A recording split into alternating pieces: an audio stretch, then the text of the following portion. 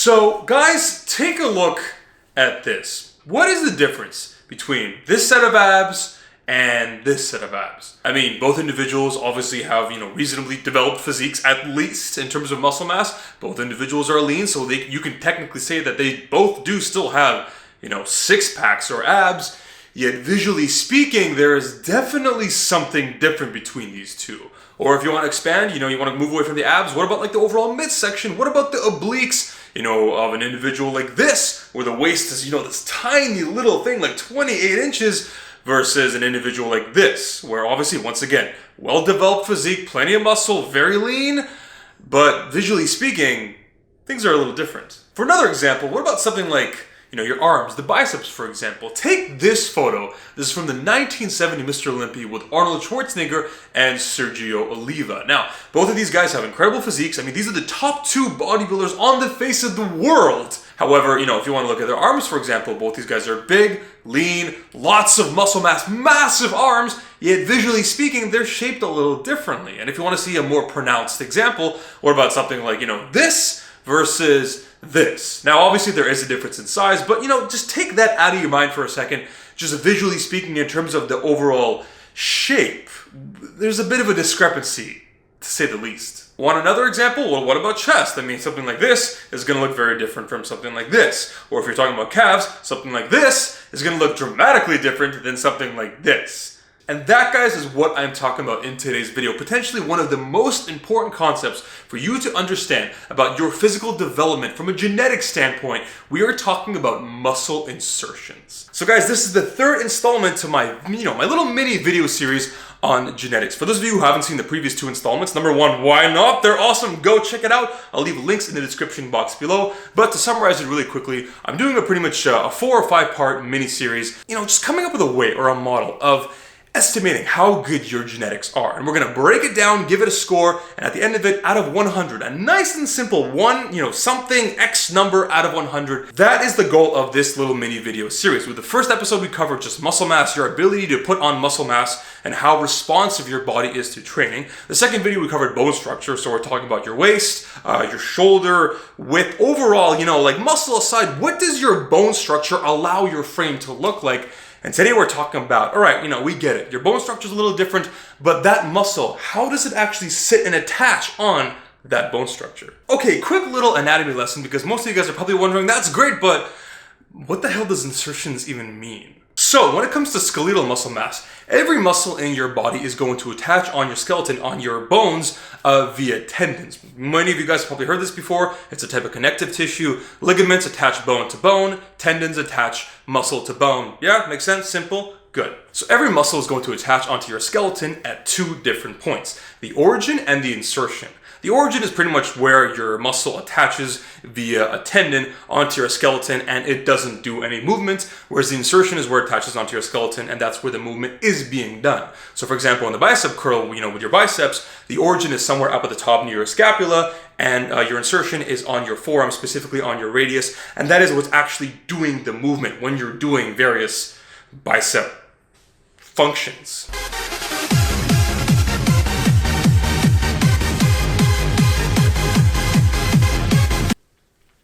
Now, although all of us have the same muscle groups, we have, everybody's got a bicep, quads, triceps, deltoids. The way that those insert on your body, that is not necessarily the same from person to person. In fact, that's not even the same from side to side in your body. Your arms could actually insert a little bit differently.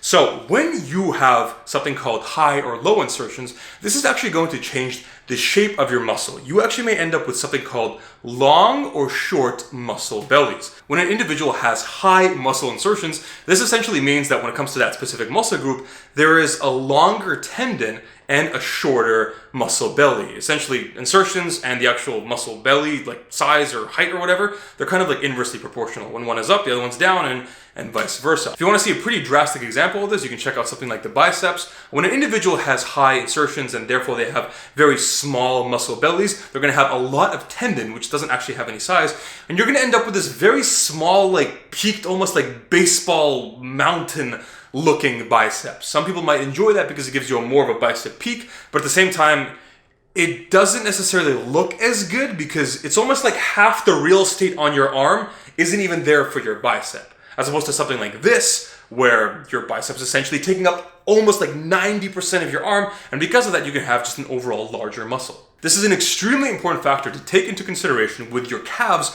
one of the muscle groups which has always been called the most genetic, in terms of the place where it's the hardest to put on muscle. Why did Lisa dump me? Is it because of my small calves? They're the hardest place to add mass! It has some truth to it, because if an individual, this is very common for taller guys, this is why like anybody in the NBA, they're pretty much all screwed when it comes to this. When you have higher muscle insertions, all of these guys are going to have very, very small muscle bellies, and essentially like when it comes to your your leg, if you're a super tall guy and your leg is like 2 feet long and your calf is kind of bunched up to the top 25% of your leg, and then the rest of it is just this like kind of thin spaghetti leg, well, it's not really your fault. In the case of that individual, it's just that you have extremely high calf insertions, and you can't really work your way to having bigger calves because there's no room. Your leg is all real estate taken up by your tendon. You don't have any actual physical space to put on and build muscle in your tiny, tiny little calves. In addition to what your muscle bellies look like, it's also very important because the way your muscles insert on your skeleton, it's not going to be the exact same from person to person, and because of this, you may end up with kind of asymmetrical or lopsided muscle groups. A really good example of this would be something like a six-pack. When it comes to your midsection, everybody wants to have that perfectly symmetrical, 6 or even the elusive 8-pack, where it's just like, it's like a washboard stomach, it's exactly the same on the left as it is on the right, but that's not always something that's possible based on your genetics. There's a lot of people out there who unfortunately have something which, the only way I could describe it would be something a little bit more lopsided, where it's not just like, these little bars of soap just like alongside each other. No, it's kind of like unfortunately, it looks like they pretty much just went through a blender. It's these individuals, they could diet, they could work out, they could get really lean, they could eliminate all subcutaneous fat, and they could reveal their shredded abs. But if they're not perfectly put in place by nature or God, there's not much you can do about it. Okay, cool. So we've established what insertions are, what are good insertions, what are bad insertions, why this is important for the overall visual appeal and aesthetics of your physique. But that's not enough. You guys know the whole purpose of this series is to give it a number. These wishy-washy subjective things, they're nice and all, but on my channel, we gotta quantify it. We need a number. Let's get into the scoring system. So the way that I have set it up for this topic is we're going to be looking at 4 muscle groups, and we're going to be giving them a score, and together it's going to combine to a total out of 30. So the 4 muscle groups are going to be your abdominals, essentially your midsection overall, your chest, your biceps, and your deltoids, your shoulders. That's it. These are the only 4 muscle groups going to our equation. Now, I know some of you guys may be thinking, Igor, that's only 4 muscle groups. What about the rest of your body? What about your back, your triceps, your quads? What about those muscle groups? And to that I say, number 1, yes, you are right. This is relatively subjective, and this is based on my personal opinion. But at the same time, I feel that those muscle groups, they all look good. They could insert differently on your body, but with those muscle groups, all different iterations of their insertions, in my opinion, they still look pretty damn good. With the other muscle groups, the ones that I'm actually taking into consideration for this equation, that is going to be a big factor, because these ones, the way they look, that could really make or break your physique. Have you ever seen like a nice, perfect, shredded 8-pack versus an equally big, equally lean, but kind of lopsided 4-pack? It really does make a big difference. And numerically, we're going to be going with this score system, where your abs and chest both have a score of 10, and your arms and your deltoids, your shoulders, are both going to have scores of 5. So first things first, when it comes to your abs, what necessarily are we looking for? Well, the first thing would be, just simply put, is it a 6-pack? Or maybe it's not. Is it a 4-pack? Or maybe is it the illustrious 8-pack?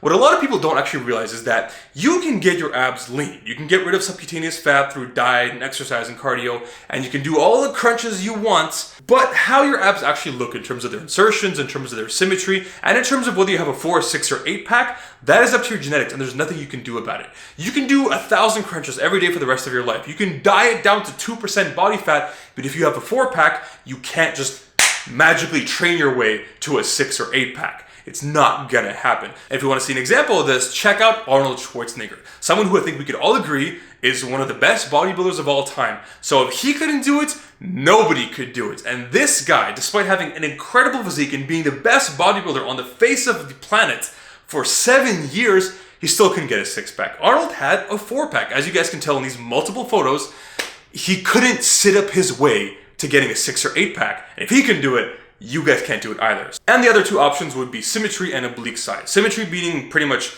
are your abs looking the exact same on the left versus the right, or are they kind of lopsided? And your oblique size would be, all right, cool, maybe your abs look good, but the problem is if you have really big obliques, it's going to kind of contribute to having an overall blockier waist. And this is one of those things that's kind of unfortunate, because if you want that, that perfect wide V taper, having a really thick set of obliques is kind of going to take away from that. And if you have your obliques inserting like that, there really isn't much you can do. I should know. I have pretty damn big obliques, and I do very little, if any, training for my obliques, because I kind of want them to go down, and they're still there. Great. The one muscle group which just refuses to die. Not my arms or my chest or my calves. No. It's the obliques. Next up, your chest. This one is interesting because when it comes to your symmetry, it's not just a matter of, is your pecs the same in terms of size from your left to your right? Because if you have one pec that's bigger than the other, that partly could be due to training imbalances. Maybe the kind of person who just has improper form. Maybe you've had injury. Maybe when you go on the bench press, one side of your body, your arm and your pec is doing 60% of the work and the other one is doing 40, and you end up with a weaker side. That could potentially be it. However, if you have done everything you can in terms of proper training, and you work with dumbbells, essentially taking like each side is doing the work independently of one another, and you've done everything you can to minimize that difference, and you still have one pec bigger than the other, it's not your fault. It's genetics. That being said, that's only half the equation, because when it comes to your pec size, it's not just a matter of having both pecs symmetrical to one another. It's also, is your pec symmetrical in terms of the lower and upper portion? There are a lot of guys out there I've seen who, no matter how much incline bench press they do or incline dumbbell press, no matter how much upper pectoral work they do, they just can't get it to a point where their upper pecs match their lower pecs. And in some cases, again, it could be due to your training. If you just go in the gym and do decline bench press all day, you're probably going to end up with a disparity between your lower and your upper pecs. However, if you've done everything you can, and you have sufficient experience in the gym, and you still can't get your lower and upper pecs to be somewhat symmetrical in terms of the development, that's probably due to your genetics. Not everyone is going to have a pec which is just perfectly uniform from top to bottom, left to right, just like a perfect square sitting on your chest. That partly is due to your genetics. When it comes to your biceps, once again, we're looking at symmetry in terms of your left and right bicep being the same. If you have one bicep that's bigger than the other, and you've eliminated training issues or injury or anything like that as a potential cause, then it could be due to your genetics. And the other thing would be what I mentioned earlier in the video, which is simply your actual muscle belly. Are we talking long or short? Because that is going to make a very drastic difference in terms of the overall visual appeal of your bicep. And finally, you can also throw in bicep peak into that equation as well. And finally, we have the deltoids, aka your shoulders. This one is a little bit more difficult to define, but still I think it's very important for people to understand potential genetic variation when it comes to your deltoids. First one being obviously symmetry. If you have one deltoid which is bigger than the other one, that might be due to your genetics. And the other factor would be how your actual deltoids insert on your frame, specifically related to the 3 different heads of the deltoid. We were talking about your anterior, lateral, and posterior, pretty much your front, side, and rear back deltoid. You need to have ideally equal development and pretty decent insertions for all 3 heads of the deltoid if you want to have that perfect, like this, it's almost like a melon. It's almost like they're little cannonball deltoids. And one of the things which I think is very important, guys, whenever you're doing this, not just for your deltoid, your shoulders, but for all muscle groups, if you ever want to make comparisons, maybe from yourself to another individual to see, are their genetics better than mine? Or maybe they just work harder than me and I just need to catch up to them. A really good way of looking at this is strength. So if there are 2 individuals, for example, they train the exact same way, they eat the exact same way, and they build themselves up to a point where they can handle equal amounts of overall workout volume, and maybe like one guy has a bench press maximum of like 315 pounds, like 3 plates on the bench for 1 rep, and maybe the other guy has the exact same strength level. However, if one individual has superior, just visually bigger and better pecs, that could be a reason why. Because if everything else is the same, if we're eating the same, sleeping the same, training the same, and most importantly, our actual ability to handle the same amount of weight is equal, then I haven't trained any worse than you or any less than you.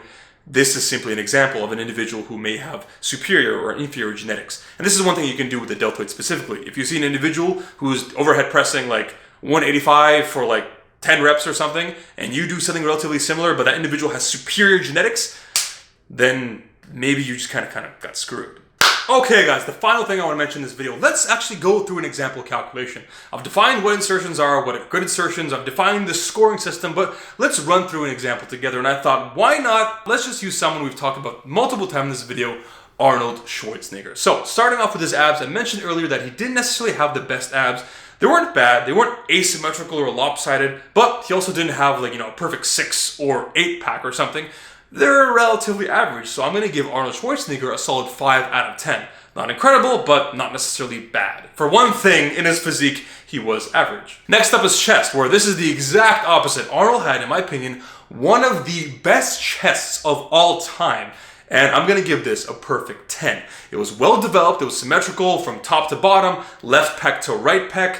It literally stood out like 4 inches on his chest. Honestly, when he did his side chest pose, it was so massive. I'm pretty sure you can take like a cup and just place it on his pec and it would just sit there, like a little table or something. Definitely one of the best chests I've seen ever. And not to excuse his hard work. I've seen him train. It was insane. The guy was probably one of the hardest working bodybuilders of all time. But when you combine just genetic amazingness and talent and raw hard work, that's what makes a 7-time Mr. Olympia. Next up, when it comes to his biceps, they were also fantastic. One of the best biceps I've ever seen. He had really good muscle bellies because they were very peaked, but at the same time, they were very full. His arm had very little actual space for tendon. He had very low insertions, and therefore he had very long muscle bellies. The only thing, this is the only reason why I'm not giving him a perfect 5 out of 5 score, is have you ever noticed that he never shows both of his arms? Honestly, if you were just like Google search Arnold or Arnold Schwarzenegger bicep, every photo he's always doing this. He's always doing one-handed bicep poses and the other arm is just like off there doing something else. And there's a reason for this, because it's not really well known, but Arnold's arms were actually asymmetrical. One of his biceps is a little bit bigger and better than the other one. So again, Arnold was incredible, but genetically speaking, he's not necessarily perfect. And that is why on the biceps, I give him a score of 4 out of 5. And finally, when it comes to the deltoids, this is also an area where Arnold was, I'd probably say he was above average, but it wasn't as stupendous as the rest of his body. If you were to look at a lot of these photos, his chest just stands out. His arms just stand out. They just pop off the screen and you think like, holy shit, that is incredible. But when it comes to his deltoids, they're not bad, don't get me wrong. He was strong, he worked them hard, but compared to his arms and his chest, it almost seems by comparison a little underdeveloped. And also didn't have that really round cannonball. In fact, in some of these photos, it almost looked a little lopsided. That is why, don't get me wrong, his deltoids are good, and it's still above average, but I'm gonna give him a score of 3 out of 5. More than the midpoints, but not exactly a perfect score. So in the end, according to my model, Arnold Schwarzenegger comes out to a score of 22 out of 30, specifically regarding his muscular insertions. Now this is pretty damn good, and it makes sense. I mean, you can't win 7 Mr. Olympias without being at least somewhat genetically gifted. It's not a perfect 30 out of 30 score, but it is above the average. Not bad. That being said, guys, if you want to see an example of someone who, on the opposite hand, let's take a look at me. Now, I mentioned earlier in the video that I don't think I have the best genetics when it comes to my insertions. In fact, I don't even think they're average, and that definitely is the case. Starting off with my abs, this has always been an annoying point for me. Number one, it's a 4-pack, not a 6 or an 8-pack, obviously. And at the same time, I have relatively thick and meaty obliques. So because of that, my overall midsection is kind of a wider and kind of just, it's just not the best set of abs. In my opinion, it's not even average. That is why I'm giving myself a score of 4 out of 10.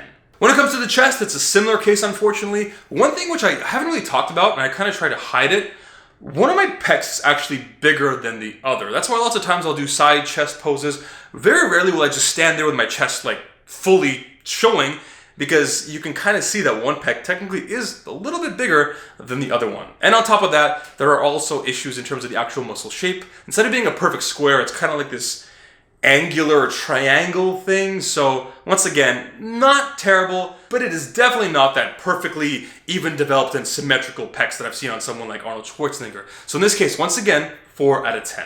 And finally, when it comes to my biceps and deltoids, I'm giving myself a score of 2.5 out of 5 for both of these, because in my opinion, although they're not necessarily problematic, they're not gifted by any means. My biceps are good because they have very long muscle bellies. Like I have a little bit of space right here. There's a little bit of tendon, but it's not like it's back here or something. I mean, I've seen some people where it's like half their arm is just tendon, and there is essentially, the bicep's literally like confined to like 2 inches right here. That kind of sucks. So in my case, long muscle belly, but at the same time problematic because I have essentially no bicep peak, which is something that I personally would really like. And a similar case with the deltoids. They're not bad, but like I mentioned, there are individuals out there who might have a similar or potentially even less strength than me in their actual deltoids, you know, in terms of things like the overhead press or dumbbell shoulder press, despite the fact that their deltoids might be like 20, 30, 40% bigger and rounder. And that makes me think like, well, same strength, different muscle development, definitely a little bit of a genetic disparity, at least in terms of the deltoid specifically. But, you know, I'm not going to be completely pessimistic. 2.5 out of 5 in my opinion.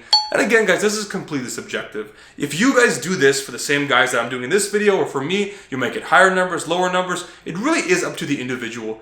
All of the things I'm doing in this little mini genetic video series, it really is subjective, and people are going to be off somewhat. I don't think people are going to get like radically different scores. It's not like someone's get 100 and someone's going to, you know, and then someone else who does the exact same calculation is going to get 50, but give or take 5 or 10 points, I think we can all relatively come to an agreement.